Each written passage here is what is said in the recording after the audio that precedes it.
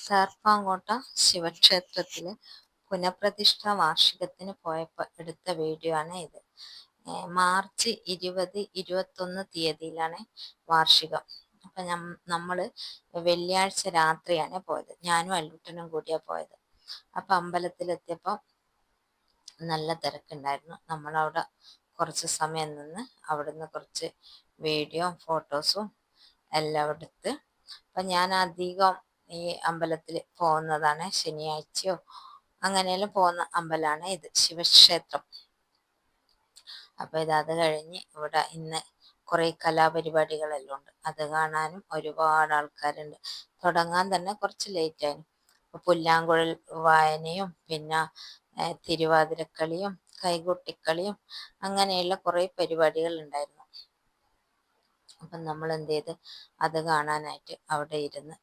പിന്നെ അവിടെ വരുന്ന എല്ലാ ആൾക്കാർക്കും അന്നദാനവും ഉണ്ടായിരുന്നു.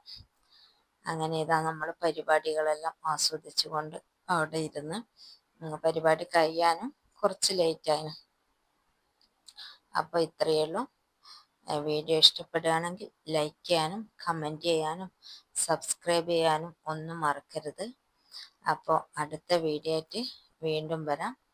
അപ്പോൾ എല്ലാവർക്കും ഗുഡ് നൈറ്റ് ആൻഡ് ശുഭരാത്രി.